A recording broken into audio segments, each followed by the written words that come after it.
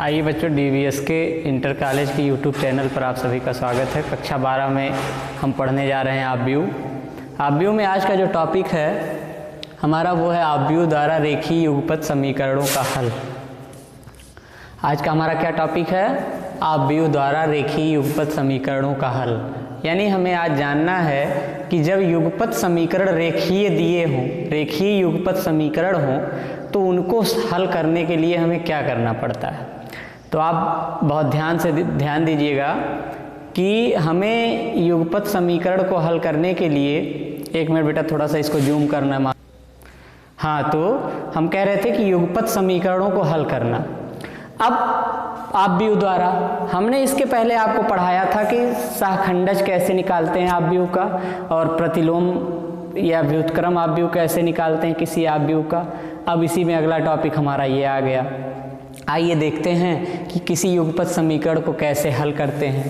तो हमें ध्यान दीजिए कि अगर कोई 3 इक्वेशन दिए गए हों और जो युगपत रेखीय समीकरण हों, जैसे एक एग्जाम्पल से हम आपको लेकर बता रहे हैं। आइए बेटा देखते हैं कि हल करने के लिए इसका क्या करना पड़ता है। जैसे मान लीजिए 2x + y + z = 1 के 2x + y +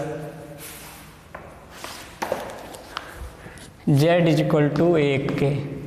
ठीक, फिर अगला है x ऋण 2y ऋण 3z बराबर 1 के और 3x धन 2y धन 4z बराबर 5।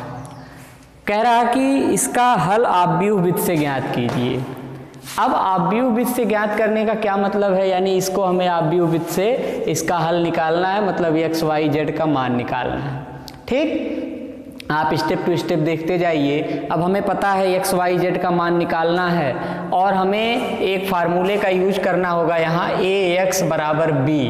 यानी बेटा a मतलब कोई एक आव्यूह, x का मतलब इसके चर और b मतलब ये बराबर के बाद वाले जो मान हमारे हैं वो। ठीक, ax बराबर b अगर हो तो यहाँ से x बराबर हो जाएगा a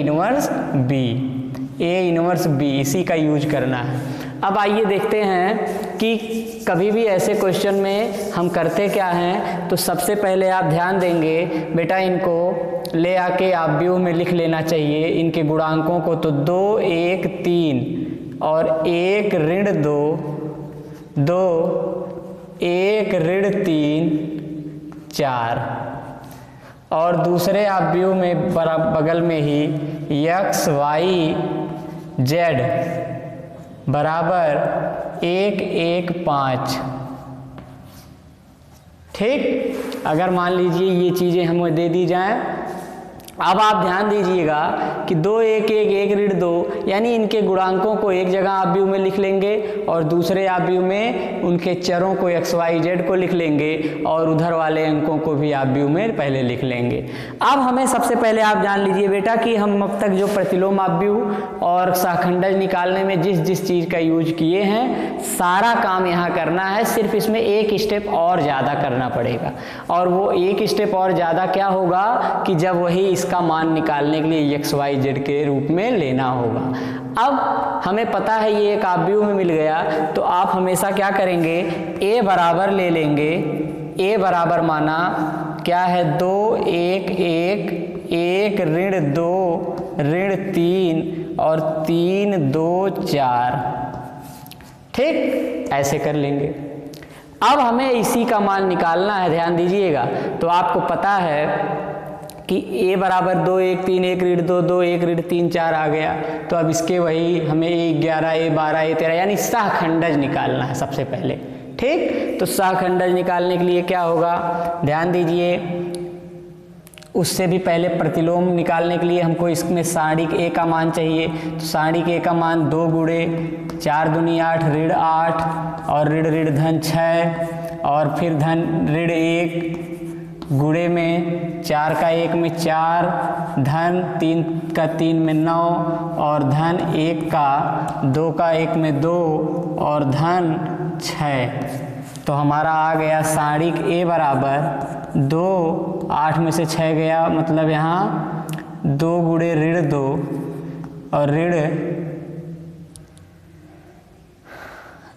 1 के साथ था, यानी ऋण 1 गुणे 9 4 13 और धन 1 गुणे 8।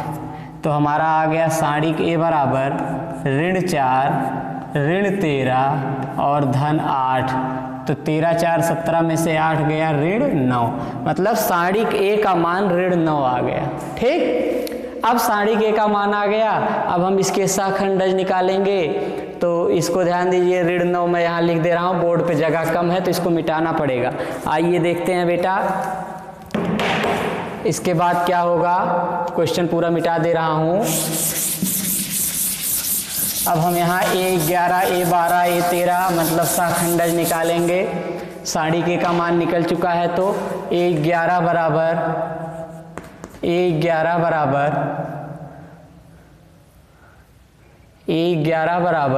आपका अपव्यू क्या था, ए बराबर क्या था, लिख लीजिए, उसकी ज़रूरत पड़ेगी। तो अपव्यू था 2 1 1 1 ऋण 2 3 2 1 1 1 ऋण 2 3 2 1 1 1 ऋण 2 ऋण 3 और हमारा क्या था बेटा 3 2 4 3 2 4, यही था अपव्यू, मिटाने के बाद यही था। अब हम इसमें निकालेंगे सारिक ए का मान हमको पता है ऋण 9। अब निकालेंगे A11 बराबर, तो A11 बराबर धन में होता है, धन के साथ क्या करेंगे ऋण 2 ऋण 3 2 4, ये आ जाएगा। A12 निकाल लेंगे ऋण के साथ, 2 1 3 होता है क्योंकि, तो 1 ऋण 3 और 4 आ जाएगा। फिर A13 बराबर धन के साथ, यानी A13 का मान क्या आएगा 1 ऋण 2 और 3 2। ठीक, फिर अब क्या निकलेगा A21 बराबर ऋण 21 का मतलब 1 के लिए कौन कौन सा मान, बीच वाली पंक्ति और पहला स्तंभ 1 1 2 4, 1 1 2 4। A22 बराबर धन 22 का मतलब ऋण 2 के लिए, तो बीच वाला स्तंभ बीच वाली पंक्ति छोड़ देंगे। 1 1 3 4 1 1 3 4। A23 बराबर ऋण के साथ कौन कौन A23 के लिए, ये मतलब लास्ट वाला स्तंभ छोड़ेंगे, और A23 ऋण 3 के लिए है ना, A23 ऋण 3 के लिए बीच वाली पंक्ति लास्ट वाला स्तंभ, तो 2 1 3 2 2 1 3 2। ठीक, फिर हमारा इसके बाद क्या निकलेगा, यहाँ लाइन खींच दे रहे हैं, एक डिवाइडेशन कर दे रहे हैं। इसके बाद A31 मतलब क्या, धन के साथ रहेगा, इसके लिए स्तंभ छोड़ेंगे, लास्ट वाली पंक्ति छोड़ेंगे, तो 1 1 ऋण 2 ऋण 3 1 1 ऋण 2 ऋण 3। A32 बराबर ऋण के साथ क्या आ जाएगा, A32 के लिए लास्ट वाली पंक्ति दूसरा स्तंभ छोड़ेंगे, तो 2 1 1 ऋण 3 2 1 1 ऋण 3, ये सब पीछे बताया गया आपको। A33 बराबर कैसे लगाया जा रहा है, फिर धन के साथ A33 का मतलब 4 के लिए, तो आखिरी पंक्ति और आखिरी स्तंभ छोड़ देंगे। 2 1 1 ऋण 2 2 1 1 ऋण 2 2 1 1 ऋण 2। ठीक, आइए इसको हल करते हैं। तो बराबर क्या हो जाएगा, धन के साथ है तो कोई दिक्कत नहीं, यानी ऋण 8 और धन 3 दूनी 6 बराबर ऋण 2 आएगा। तो ऋण 4 धन 9 बराबर ऋण 13 और बराबर 2 1 के 2 धन 6 बराबर 8 के। 8। फिर इसको देखेंगे तो ऋण के साथ क्या आ जाएगा मान, ऋण के साथ 4 और ऋण 2 बराबर 4 में से 2 गया 2 यानी ऋण 2। फिर इसका मान अगर देखा जाए तो धन के साथ है, मतलब 4 ऋण 3 बराबर 1 के, और यहाँ ऋण के साथ 4 ऋण 3 बराबर ऋण 1 के। ठीक, इधर 31 का मान देखेंगे तो ऋण 3 धन 2 बराबर ऋण 1 के। यहाँ देखेंगे तो ऋण के साथ है ऋण 6 ऋण 1 बराबर ऋण 7 यानी ऋण धन 7 हो जाएगा। फिर हमारा बराबर यहाँ ऋण 4 और ऋण 1 बराबर ऋण 5 के ना। अब जब हमें ये सब मिल जाते हैं तब हमको किसका नंबर लगता है, एडजॉइंट ए का नंबर लगता है। तो ए डी जे ए बराबर नहीं सॉरी, फिर इसको एक किसी आव्यूह में लिखते हैं तो माना सी बराबर इसको लिख लें अगर आव्यूह के अंदर तो क्या क्या हो जाएगा, ऋण 2 ऋण 13 ऋण 2 ऋण 13 8 ऋण 2 1 ऋण 1 और 1 ऋण में ऋण 1 धन 7 और ऋण 5। अब बताओ भैया ए डी जे ए बराबर सी का परिवर्त आव्यूह तो आ जाएगा ऋण 2 ऋण 13 धन 8 ऋण 2 1 ऋण 1 ऋण 1 7 ऋण 5।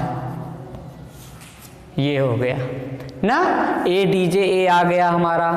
अब जब ए डी जे ए हमको मिल गया, ऋण 2 ऋण 2 ऋण 1 ऋण 13 और 8 ऋण 1 ऋण 5 ऋण 13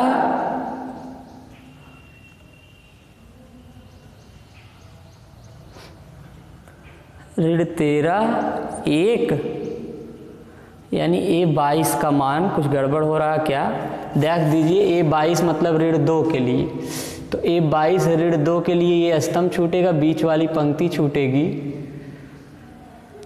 2 1 3 4।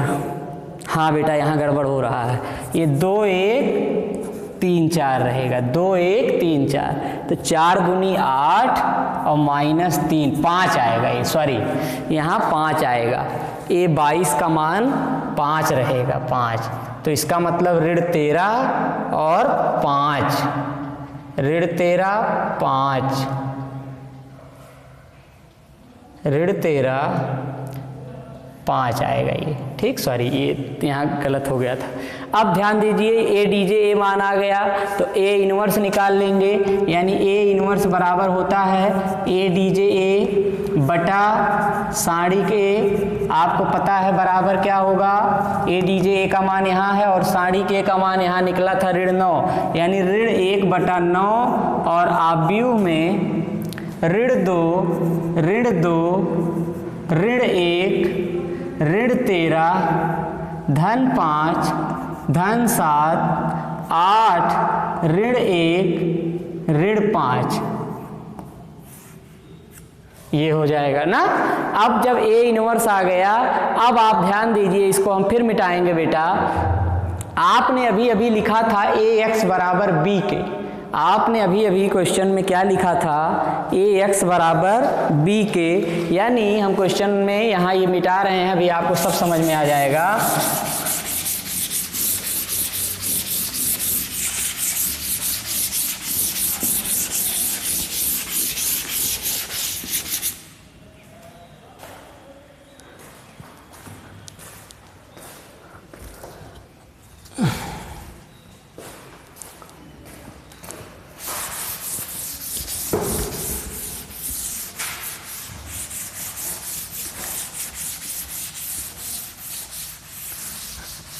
हाँ ध्यान दीजिए, अभी आपने देखा कि हमने क्या लिखा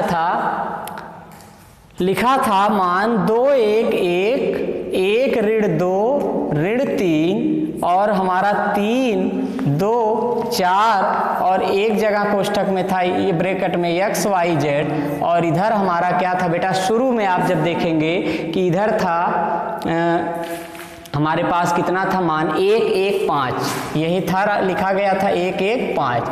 अब ध्यान दीजिए, तो यहाँ हमने आपको अभी बताया था कि ए एक्स बराबर ये बी के रिलेट कर दीजिए, मतलब एक को जब उधर भेजेंगे तो ए इनवर्स यही बचेगा।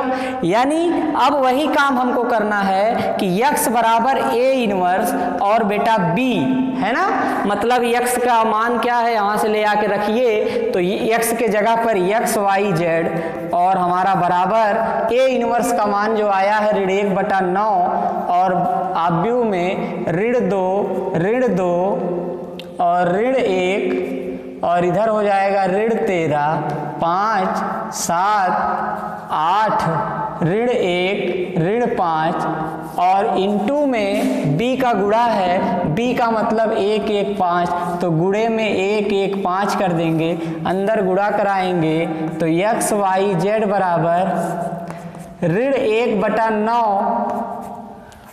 और गुणा में ऋण 2 का 1 में ऋण 2, ऋण 2 का 1 में ऋण 2, ऋण 1 का 5 में धन 5, ऋण 13 का 1 में ऋण 13, 5 का 1 में धन 5, 7 का 5 में 35 और बेटा यहाँ 8 का 1 में 8, ऋण 1 का 1 में ऋण 1 और ऋण 5 का 5 में ऋण 25।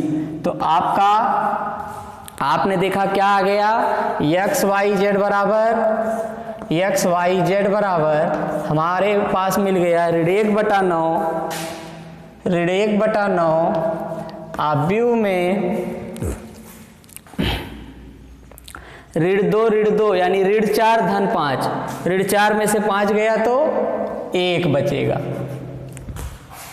यहाँ 35, 5, 40, मतलब 40 में से 13 घटाएंगे तो 27 और उसके बाद हमारे पास क्या मिलेगा कि 8 में से 1 गया तो यहाँ 25, 1, 26, 26 में से 8 घटेगा तो कितना आएगा, 26 में से 8 घटने पर ऋण 18 आएगा। क्या आ गया, ऋण 18। ध्यान दीजिएगा, अब जब ऋण 18 आ गया क्या क्या आया हमारे पास, 27 ऋण 18 और यहाँ कितना आया बेटा ये ऋण 2, यहाँ हाँ ऋण 1 का गुणा 5 में तो ऋण 5, यानी ऋण 5 ऋण 4 कितना हो गया, ऋण 9। अगर इसमें से हम x y z बराबर क्या कॉमन ले लें, ऋण 9 कॉमन ले लें तो 9/9 ऋण 9 धन हो जाएगा और यहाँ बचेगा ऋण 9 के जगह पर 1, यहाँ ऋण 3 और बेटा यहाँ आ जाएगा आपका ऋण 9 कॉमन लेने पर 2। तो आपका ये हमारा कट गया। तो x y z बराबर हमको क्या मिल जाएगा, ध्यान दीजिएगा, x y z बराबर 1 ऋण 3 2, यानी x बराबर 1, y बराबर ऋण 3 और z बराबर 2। ठीक, यही हमारा मान मिल जाता है। तो कहने का मतलब कि क्वेश्चन सारा वही है, थोड़ा सा एक स्टेप बढ़ा है, यानी सहखंडज इसमें भी निकालना है, प्रतिलोम इसमें भी निकालना है, बस उसकी के आगे चल के हमें एक स्टेप और करके हमको इसका मान मिल जाएगा। तो x का मान 1 आ गया, y का मान ऋण 3 और z का मान 2, यही हमारा आंसर हो जाएगा। ठीक है, और आप ध्यान से क्वेश्चन को करेंगे तो कोई दिक्कत नहीं होगी, है ना। अब इसी तरह से आपको समझ में हमें लगता आया होगा, उम्मीद करता हूँ। अगर नहीं आया है तो एक आध क्वेश्चन और इस पे देख लीजिए, क्योंकि इसके आगे फिर मैं एक और बचा है, क्या बचा है वो, क्रैमर विधि से आव्यूह विधि हल करना। ये कौन सी विधि है, आव्यूह विधि। आपको एग्जाम में अगर आएगा तो ये कहेगा आव्यूह विधि से हल कीजिए, तो यही नियम है। अब आइए, अगर आप देखना चाहें तो एक क्वेश्चन और देख लीजिए, और जहाँ दिक्कत हो फिर हमको बताइए, अगले वीडियो में हम उसका सलूशन आपको बता देंगे। तो आप ध्यान से पढ़िए और मेहनत करते रहिए, इतना ध्यान देना है। आइए देखते हैं बेटा, अगला क्वेश्चन हमारा मान लीजिए इसी में कोई क्वेश्चन प्रश्नावली में आ जाइए।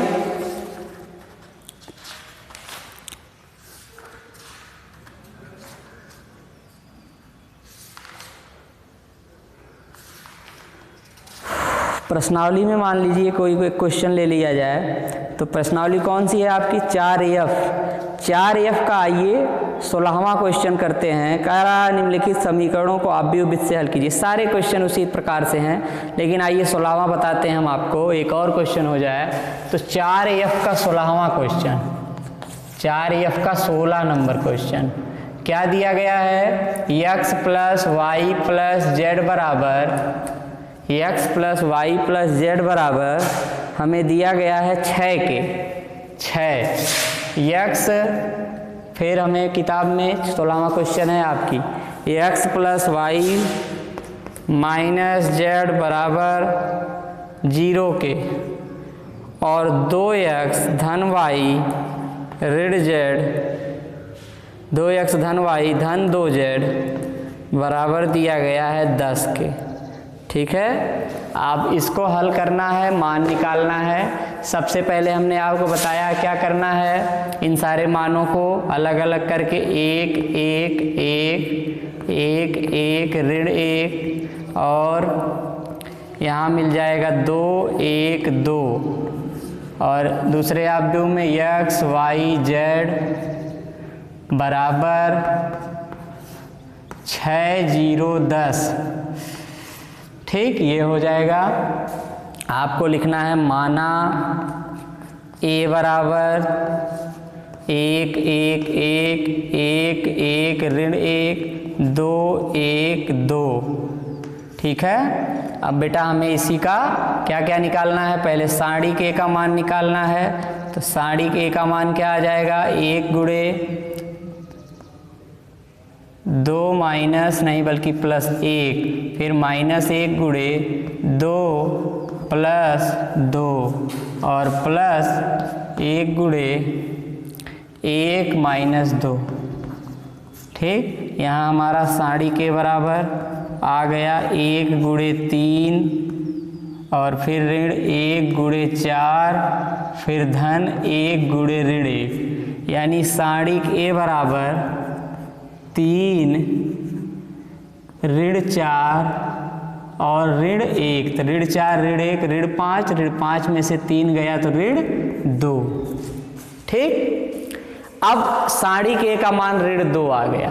अब ध्यान दीजिए क्या करना है, इसके बाद हमने आपको बताया है सहखंडज निकालना है, यानी A11 निकालना है। अब की बार मैं कई बार कर रहा हूँ, थोड़ा सा शार्ट करूँगा, आप समझिएगा। A11 यहीं से आप भी कर सकते हैं तो करिएगा, हमेशा बड़ा करने की जरूरत नहीं है। A11 का मतलब इसका मान धन में रहेगा तो 2 1 के 2 और 1 1 के 1 2 1 3, यानी आ जाएगा कितना? धन 3 आ जाएगा। A12 बराबर क्या आएगा? ऋण में रहता है 12, तो ऋण में पहले लिख लीजिए और 2 1 के 2 और धन 2 यानी 4, तो ऋण 4 आएगा। बहुत ध्यान से देखिएगा। ये 13 का मान क्या आएगा? देखिए धन में रहेगा 1 माइनस 2 यानी 1 ऋण 2 का मतलब ऋण 1, तो A13 बराबर ऋण 1 आएगा। A21 बराबर देखिए धन ऋण धन फिर ऋण में रहेगा, पहले लिख लीजिए ऋण। A21 का मतलब इसका मान लेने का मतलब बीच वाली पंक्ति पहला स्तंभ छोड़ेंगे, तो 2 माइनस 1 का मतलब 1 यानी ऋण 1। A22 बराबर क्या होगा? धन में रहेगा मान। अब यहाँ से A22 का मान देखेंगे तो बीच का स्तंभ छूटेगा और बीच की पंक्ति छूट जाएगी, है ना। A22 के लिए तो 2 माइनस 2 यानी 0 आएगा। ठीक, A23 बराबर क्या आएगा हमारा? A23 का मतलब बेटा ऋण 1 के लिए ये छूटेगा ये, यानी 1 माइनस 2। A23 के लिए 1 माइनस 2, तो 1 माइनस 2 मतलब माइनस 2 और 3 2 5 यानी ये धन 2 हो जाएगा। ठीक है, फिर A31 बराबर A31 का मतलब 2 के लिए ये स्तंभ ये पंक्ति छूटेगी, तो ऋण 1 ऋण 1 ऋण एक, देखिए 31 के लिए ये स्तंभ ये पंक्ति, तो ऋण एक मतलब ऋण 2। A32 बराबर ऋण में रहेगा। A32 का मतलब ये नीचे की पंक्ति छूट जाएगी, बीच वाला स्तंभ, तो ऋण एक यानी ऋण 2 ऋण धन 2। A33 बराबर हमारे पास आ जाएगा A33 का मान 2 के लिए, तो ये लास्ट की पंक्ति लास्ट का स्तंभ, तो 1 माइनस 0 के। एक बार बेटा ये 22 फिर से चेक कर लीजिए। 22 का मतलब 1 के लिए बीच की पंक्ति बीच का स्तंभ, तो 2 माइनस 2 0 है। और ये 32 के लिए 1 के लिए हमारा लास्ट पंक्ति बीच से ऋण एक यानी ऋण 2 तो धन 2। ठीक है, ये मान आ गए। आप भी ऐसे मान कर सकते हैं। अब माना C बराबर C कोई और नंबर लेकर कोई लेटर रख लेंगे 3 ऋण 4 ऋण 1 0 धन 2 और ऋण 2 धन 2 0। A बराबर क्या हो जाएगा? इसका परिवर्त यानी 3 ऋण 4 ऋण 1 0 2 ऋण 2 2 0। अब हमारा A इनवर्स बराबर A बटे सारणिक A का मान आपको मिला हुआ है, कितना मिला था? ऋण 2 मिला है। तो A इनवर्स बराबर 1 बटा ऋण यानी ऋण 1 बटा 2। आप व्यू में A का मान लिख लीजिए, तो 3 ऋण 1 ऋण 2 ऋण 4 0 2 और ऋण 1 2 0। ठीक, अब ये A इनवर्स हमारे पास मिल गया।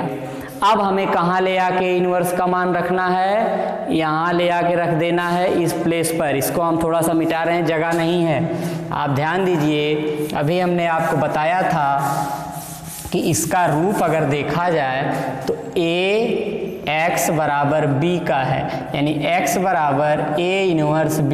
A उधर जाएगा बटे में होगा, मतलब इनवर्स में। तो x का मान यहाँ लिख सकते हैं x y z बराबर A इनवर्स का मान ऋण 1 बटा 2। आप व्यू में 3 0 2 ऋण 4 0 2 ऋण 1 2 0। ठीक, अब आपको पता है इंटू B का मान क्या है? 6 0 10। ठीक है, अब आप x y z बराबर ऋण 1 बटा 2। आप व्यू में 3 का 6 में 18 धन 0 और 2 दाम 20, ये आ जाएगा, फिर है ना, 3 6 18 0 2 दाम 20, फिर ऋण 4 का 6 में तो ऋण 24, 0 का 0 में 0 धन में और फिर धन 20, यही ना। फिर ऋण 1 का 6 में ऋण 6, फिर यहाँ 2 का 0 में धन 0 और 0 का 10 में धन 0। आपका बेटा आ गया, यहाँ मान हमारा क्या मिल गया?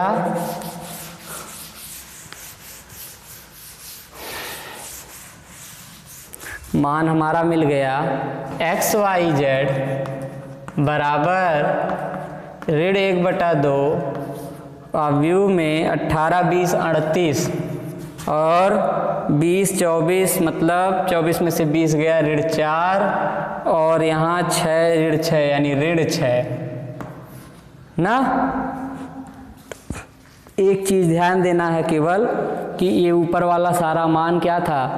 3 A का मान 3, अरे रे कहाँ से रख दिया? ऋण 1 ऋण 2 था। 3 ऋण 1 ऋण 2 है ना। तो अब 3 का जब गुणा करेंगे तो 3 6 18, ऋण 1 का धन 0 और ऋण 2 का ऋण 20 आएगा। हाँ, अब सही है। ठीक, तो ऋण 2 यहाँ आ जाएगा, ऋण 2 आ जाएगा। अब बेटा इसमें से एक्स वाई जेड बराबर ऋण 1/2 में से ऋण 2 तो ऋण धन मतलब 2/2।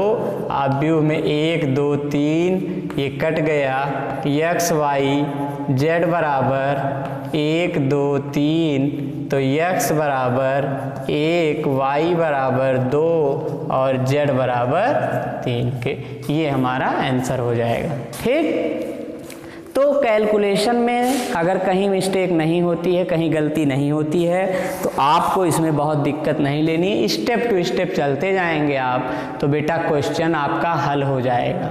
ठीक, और जैसा हमने बताया है कि एग्ज़ाम में आना है अवयव सारणिक से 15 से 16 नंबर, तो मेहनत करिए, आसान है। कैलकुलेशन, गुणा भाग, जोड़ घटाना यही सब है, कहीं गलत अगर नहीं होगा तो ये सही हो जाएगा। अब आगे हम अगला क्रैमर नियम अगली क्लास में बताएंगे, तब मेहनत करिए, तब तक के लिए पढ़ते रहिए। बहुत बहुत धन्यवाद सारे बच्चों को।